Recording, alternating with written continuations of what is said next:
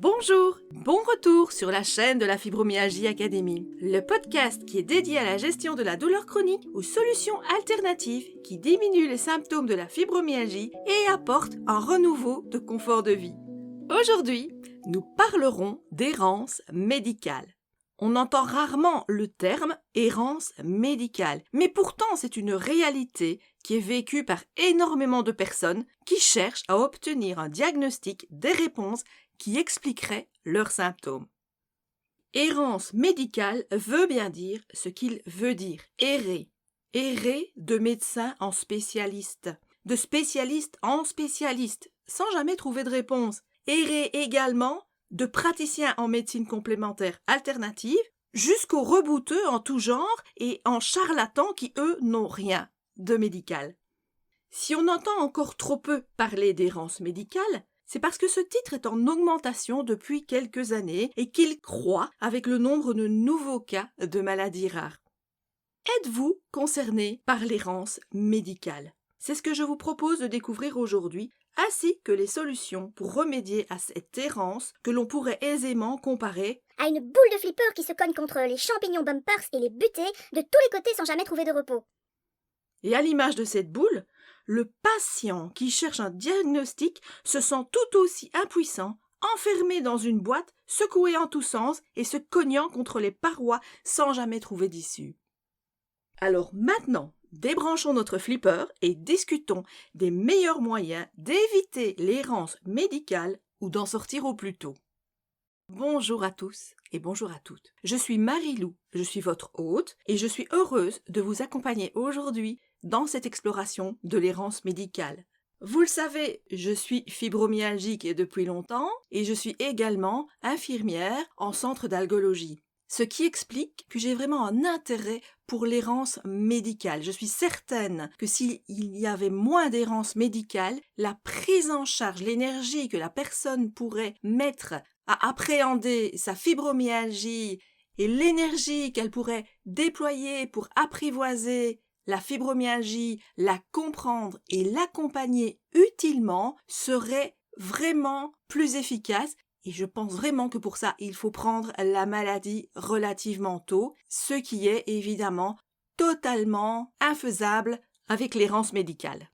Vous le savez, j'utilise ma propre expérience de la maladie pour aider les patients à mieux comprendre, à mieux gérer leur douleur en combinant mon expertise professionnelle et mon vécu personnel. Aujourd'hui, il est probable que vous entendiez beaucoup de mon parcours privé. Parce que je vous l'ai dit, ce thème d'errance médicale me touche au plus profond. Non seulement j'ai vécu la mienne, les miennes, et j'accompagne les patients et je vis avec eux leurs errances médicales.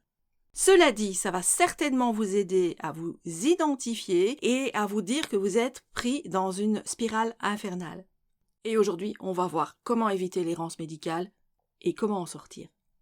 Alors tout d'abord, pour être certain de savoir que nous sommes sur la même longueur d'onde et que nous parlons de la même chose. L'errance médicale, l'errance diagnostique, c'est son synonyme, est un terme qui décrit les difficultés que rencontrent les patients pour obtenir un diagnostic précis et une prise en charge médicale adéquate de leur maladie chronique ou maladie rare, dans notre cas, la fibromyalgie.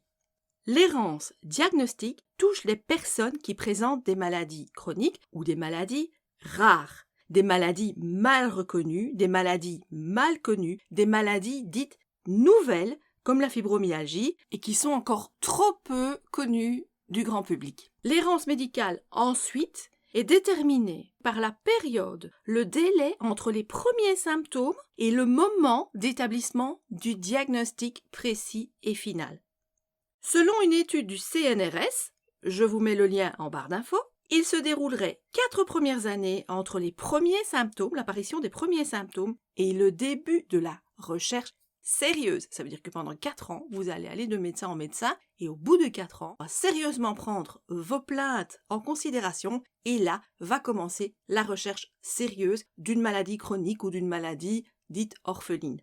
Alors là, on n'est pas du tout au bout de nos peines, puisque après ces 4 ans, commence donc la recherche, et il faut dire que selon les études, ces examens, ces recherches vont encore durer de 1 an et demi à 4 ou 5 ans avant de trouver le bon diagnostic. Je vois de suite que vous vous sentez moins seul et que vous avez vécu l'errance médicale, comme beaucoup d'entre nous. Encore une info du CNRS. Il insiste également sur le fait que dans ce parcours, le patient consulte à minima 5 spécialistes différents avant la recherche sérieuse d'un diagnostic de maladie rare ou chronique. Alors cette période peut durer des années, vous l'avez compris, et elle peut avoir un impact significatif sur la qualité de vie du patient. Dans notre jargon de personnel soignant en clinique de la douleur, nous appelons ça le parcours du combattant. Je suis certaine que vous identifiez très bien au parcours du combattant. Soit que vous l'ayez vécu par le passé jusqu'au diagnostic de fibromyalgie, ce pourquoi vous êtes ici, soit que vous soyez en plein parcours actuellement parce que vous avez des douleurs chroniques et que l'on n'a pas encore pu identifier si effectivement c'est une fibromyalgie ou une autre maladie rare et chronique. Alors évidemment, il nous faut un petit peu définir, enfin pas définir, mais il nous faut un petit peu expliquer quelles sont les causes de l'errance médicale. Alors d'abord, elles sont nombreuses. La première chose qu'il faut souligner, c'est que les symptômes sont variés, ils sont complexes et ils recouvrent plusieurs spécialités médicales. Ensuite, souvent, ce temps de latence, ce temps de recherche d'errance médicale est dû à des erreurs médicales. Au niveau de la médecine de première ligne, principalement, donc votre médecin de famille, il y a des lacunes dans les connaissances de santé qui passent à côté de certaines maladies qu'ils ne connaissent pas, comme ces maladies rares ou ces maladies chroniques. Ensuite, il faut savoir que les délais, comme toujours, sont très longs et de plus en plus longs pour obtenir un rendez-vous chez un médecin spécialiste ou bien pour un examen tout simplement comme l'imagerie médicale. On peut aussi parler des difficultés d'accès aux soins, dont les difficultés financières et les lourdeurs administratives. Ensuite, moi j'ai envie de vous dire, il n'y a pas de dépistage existant pour les maladies rares ou les maladies chroniques comme la fibromyalgie. Autant on peut dépister un cancer du sein, un cancer du côlon, autant on ne peut pas, il n'y a rien de mis en place pour diagnostiquer, dépister plutôt, une maladie chronique ou une maladie rare, en tout cas la fibromyalgie dont nous parlons ici. Il faut prendre en considération également l'état de connaissance et de reconnaissance des maladies rares. Vous le savez comme moi, la fibromyalgie est mal connue, non reconnue. Il sera beaucoup plus facile pour un médecin de diagnostiquer une mucoviscidose plutôt qu'une fibromyalgie. Parce que la mucoviscidose est une maladie plus ancienne qui a déjà fait l'objet de campagnes d'information et les médecins ont à l'esprit qu'effectivement, dans certaines situations avec certains signes et symptômes, ils peuvent s'orienter vers une mucoviscidose. Là où ça pose un peu plus de questionnement, en tout cas pour moi, c'est le sexe. Un homme qui a des plaintes sera plus vite dirigé vers un hôpital pour des examens qu'une femme. Même chose pour la diversité culturelle. Tout le monde n'a pas les mêmes droits à l'accès aux soins. Ce qui pour moi est très triste, c'est l'âge. Les délais de diagnostic sont tellement longs, et encore plus longs pour les enfants jusque 14 ans. Parfois le diagnostic ne tombe qu'à l'âge adulte. Parfois certains n'arriveront jamais à l'âge adulte parce qu'ils n'ont pas reçu la prise en charge adéquate au moment opportun. Parallèlement à ça, à l'âge adulte, certains vont se retrouver en situation totalement aggravée, en situation de handicap et parfois même en chaise roulante. Par contre, une cause qui me semble un peu plus logique, un peu plus raisonnée, c'est que le médecin en première intention ne va pas directement penser à une maladie grave. Il va essayer de procéder par élimination. Par exemple, vous êtes fatigué, il ne va pas directement penser fibromyalgie ou syndrome de fatigue chronique. Il va prescrire certains examens qui vont parfois durer des mois, voire des années. Et là, j'en viens au parcours du combattant. Et pour que vous visualisiez bien le schéma de l'errance médicale, ici, je vous donne mon témoignage. Il y a 3 ans de cela, dans mes 2 dernières biologies sanguines à 3 mois d'écart, mon taux de ferritine, le fer, était à 45 et 3 mois plus tard, il était à 62, ce qui est relativement en dessous de la moyenne. En suivi de contrôle, mon algologue a estimé que mon taux de ferritine devait remonter. Alors il a pensé que j'avais une petite hémorragie interne, que cette petite perte de sang invisible diminuait forcément mon taux de fer. Il m'a dit qu'il était urgent de remonter au-dessus de 100. Ce que mon algologue visait, c'était de pouvoir dépister un saignement interne. Il estimait qu'un taux de ferritine aussi bas et qui montait si difficilement était assez dangereux. Madame Marilou, voyez donc un gastro-entérologue. Et oui, j'ai pris rendez-vous chez le gastro-entérologue. Dans les mêmes semaines, j'avais une visite de contrôle chez le neurologue, qui a eu le même discours. Il faut remonter au-dessus de 100. Mais lui, pas pour la même raison. L'algologue estimait qu'il y avait peut-être une hémorragie interne minime, alors que le neurologue estimait que pour les jambes sans repos, le syndrome des jambes sans repos, il fallait remonter au niveau de 100 minimum afin de diminuer l'inconfort. Madame Marilou, voyez donc un gastro-entérologue. Super, j'avais déjà pris rendez-vous. Quelques mois après, confiante puisque, a priori, moi je ne déclarais aucun symptôme, j'y allais par formalité pour me rassurer, j'arrive chez le gastro-entérologue, qui lui me dit qu'un Taux de ferritine à 62. Pour une végétarienne, c'est un taux très honorable. pour lui, il n'y avait vraiment aucune crainte à avoir et pour lui, un saignement était absolument exclu puisque pour lui, le problème venait effectivement du fait que je ne mangeais pas de viande. Sa petite touche d'humour à lui, c'était de me demander si les médecins prescripteurs, le neurologue et l'algologue, étaient au courant que j'étais végétarienne. Vous le savez, les résultats, à part la conversation que vous avez avec le spécialiste, les résultats arrivent longtemps après. Et donc c'était à moi de trier les résultats. Donc j'avais 3 rapports, l'algologue, le neurologue et le gastro-entérologue.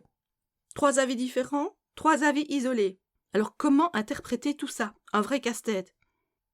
En ayant lu les résultats, les conclusions, j'avais l'impression qu'il s'agissait des résultats de 3 patients différents. Un patient qui a un syndrome neurologique, jambes sans repos, et qui doit absolument remonter son niveau de ferritine pour diminuer son inconfort. Second patient, d'après l'algologue, ce serait un patient qui aurait une hémorragie interne mineure, mais qui pourrait être grave à long terme, comme un vaisseau qui saigne constamment. Et puis, le 3e patient, celui du gastro-entérologue, il n'a aucun souci de ferritine, tout va bien, il est juste végétarien. Suite à ces résultats, le neurologue a trouvé utile, tant qu'à faire, de prescrire d'autres examens à la recherche. D'autres pathologies neurologiques qui pourraient expliquer ce déficit en fer. Le gastro-entérologue, quant à lui, m'a proposé une colonoscopie pour un dépistage du cancer colorectal.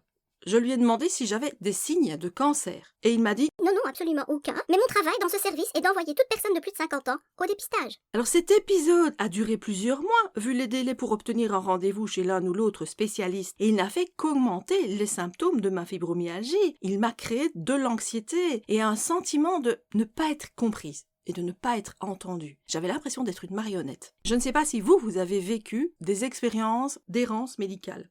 Mais pour ma part, je me suis sentie, une fois de plus, découpée en petits morceaux qui ne tenaient plus à rien. Alors je pense que beaucoup d'entre vous vont se reconnaître et ont des épisodes de ce type à raconter. Alors si oui, racontez-nous votre vécu dans la zone commentaire. Alors vous verrez, déposez votre fardeau dans la zone commentaire, après vous serez tout de suite beaucoup plus léger, vous allez vous sentir entendu et compris. Et à l'instar de cela, vous allez pouvoir aider la communauté fibromyalgique. Eh bien voilà, c'est ça l'errance médicale. Et vous voyez que même après établissement du diagnostic, puisque moi mon diagnostic c'était il y a 15 ans pour ma part, eh bien il y a encore des situations d'errance médicale, même au sein d'une fibromyalgie reconnue. Donc cette errance diagnostique, cette errance médicale, c'est une véritable souffrance pour vous, pour les familles, pour l'entourage. Tout le temps que dure cette période de latence entre l'apparition des symptômes et l'établissement d'un diagnostic, ici nous parlons de la fibromyalgie, il y a un impact physique et psychologique qui est énorme, qui entretient et aggrave les symptômes.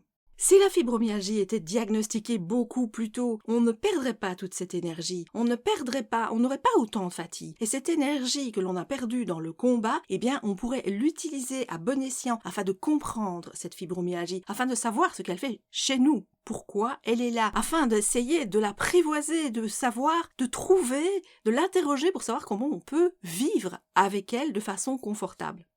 Continuons dans les conséquences. Il y a une énorme détérioration de la qualité de vie, c'est évident. Et comme toujours dans les maladies qui sont mal expliquées au grand public, qui n'ont pas de sens, eh bien il y a une détérioration de la qualité de la vie qui va amener un isolement Forcément, s'il y a isolement, la personne se replie sur elle, il y a une aggravation de l'état de santé, il y a aggravation des douleurs, il y a aggravation de tous les autres symptômes de la fibromyalgie, il y a même installation de symptômes qui n'étaient pas encore là. Le corollaire est qu'il va y avoir un questionnement sans fin qui amène de l'angoisse, de la déprime, voire de la mésestime de soi, un manque de reconnaissance. L'association Alliance Maladies Rares, je vous mets le lien en barre d'infos, a réalisé une enquête qui a démontré que plus d'un quart des malades atteints de maladies rares attendent près de 4 ans pour que la recherche de leur diagnostic débute. Ensuite, pour rappel, cette recherche va durer parfois jusque 5 ans et 25% des patients en recherche vont dépasser la période de 5 ans. L'INSERM, par contre, a étudié la fibromyalgie et a pu constater une moyenne de 4,5 ans de temps de latence entre les premiers symptômes et l'établissement de la fibromyalgie. 4 ans et demi dans une vie, c'est énorme. Alors nous, praticiens à la Fibromyalgie Academy, sur place, en hôpital, qu'est-ce qu'on observe ? Eh bien, on a observé que le gros point négatif de tout cela, c'est que parfois, les médecins vont aller beaucoup trop facilement pour leurs conclusions. Et ils vont conclure à des troubles psychiques ou psychiatriques ou bien un manque de motivation de la personne. La question que nous nous posons en équipe est: sommes-nous en droit de penser qu'on pourrait voir là une des causes à la notion péjorative de maladie mentale ou de maladie fourre-tout ? Qu'en pensez-vous ? L'accent doit être donné sur la connaissance, la meilleure connaissance des maladies rares. Pour ce, il va falloir évidemment développer la recherche sur les maladies rares, développer l'information pour les malades, les professionnels de santé, le grand public et les médecins de première ligne. Outre l'information, il va falloir faire de la formation de ces professionnels pour aider à mieux identifier les maladies chroniques ou les maladies rares. On parlait tout à l'heure de dépistage, eh bien oui, il faudrait organiser un dépistage et offrir un accès facilité aux tests diagnostiques. Les pistes de solutions, en fait, ce n'est pas compliqué, c'est trouver une solution aux causes. Et donc ici, on va aussi essayer d'améliorer l'accès aux soins et à la qualité de la prise en charge des malades. Toutes les associations de patients fibromyalgiques, prenons l'exemple ici, font leurs propres recherches. Elles soumettent des propositions au monde médical et scientifique. Elles cherchent des partenariats. Les associations sont des plateformes qui aident à faire reconnaître une maladie et lui donner un statut légal. C'est le premier rôle d'une association. Ensuite, elles participent activement à l'élaboration de protocoles de dépistage, de protocoles de traitement, des campagnes d'information et interpellent les différents acteurs médicaux et politique. La mission suivante, et non des moindres, c'est l'écoute, le soutien, l'encouragement et la recherche de solutions adaptées à chaque patient. Alors ici, je vous donne l'avis de la Fibromyalgie Academy, et cet avis va être extrêmement franc. L'errance médicale du patient, c'est de cela dont on parle ici ? Oui, c'est de cela dont on parle ici. Mais pourtant, ne devrait-on pas parler d'errance de la médecine ? À votre avis, lorsque l'on voit cette liste de pistes de solutions pour contrer l'errance médicale, qu'est-ce qu'on constate ? On constate que la majorité des suggestions est basée sur les actes et connaissances du corps médical et non sur le patient. Vous me suivez ? Alors si cette errance du corps médical était elle-même issue d'une errance du système dans lequel on vit, vous me suivez toujours ? Alors en tout cas, cela ne coûte rien de se poser ces questions. Peut-être êtes-vous de notre avis. Alors vous savez, à la Fibromyalgie Academy, il y a toujours de l'espoir. Et voici nos quelques conseils et suggestions pour lutter contre l'errance médicale. À la Fibromyalgie Academy, voici comment nous procédons. Nous travaillons à sensibiliser les professionnels de santé à la douleur chronique. En tant qu'équipe soignante, nous diffusons des pistes de solutions et différentes approches de la gestion de la douleur, que ce soit nous au niveau du centre d'algologie ou autour de nous, ou bien via la Fibromyalgie Academy ou via le podcast comme je le fais maintenant. Nous offrons des ressources et des outils gratuits pour aider les fibromyalgiques et les douloureux chroniques. Nous conseillons toute personne qui le désire pour communiquer efficacement avec les équipes de santé. Nous pouvons vous conseiller pour discuter avec votre médecin. Nous sommes persuadés que la collaboration entre les patients, les professionnels de santé et les chercheurs est essentielle pour prévenir l'errance médicale et améliorer la qualité de vie des patients atteints de douleurs chroniques. Mais pour ce, nous encourageons principalement les patients à jouer un rôle essentiel. La première chose, devenir des défenseurs de votre propre santé, être proactif dans la gestion de votre douleur chronique, coopérer avec votre médecin. avoir un intérêt pour les méthodes alternatives telles que l'acupuncture et l'hypnose. On incite aussi les patients à se regrouper pour augmenter les connaissances, pour créer une force bienveillante et soutenante autour de la communauté fibromyalgique. Et comme le dit Jeff Tuche, Tuche pour un pour tuche. mais tout ça, je n'ai pas besoin de vous le dire parce que je sais que si vous êtes ici, c'est que vous êtes déjà proactif. Je vous remercie d'avoir écouté ce podcast et j'espère qu'il sera utile au plus grand nombre pour éviter l'errance médicale ou bien aider à en sortir. Dans cette optique, n'hésitez pas à partager, à diffuser le plus largement possible nos podcasts afin de toucher encore et encore et encore plus de personnes concernées par la fibromyalgie et qui cherchent des solutions. Alors moi je suis déjà très impatiente de vous retrouver pour le prochain podcast. Tous vos commentaires sont également attendus avec impatience pour faire avancer la communauté et si vous le désirez, vous pouvez nous joindre en privé par mail via academy124@gmail.com. Alors vous le savez, c'est inhérent à ma personne. J'aime ajouter des petites touches d'humour par-ci par-là et principalement en fin de podcast pour un peu dénouer les tensions. Et là, j'ai trouvé une autre citation de Jeff Tuche qui colore bien notre fin de podcast.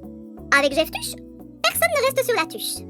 Alors moi je vous laisse parce que j'ai une soudaine envie de frites. À bientôt!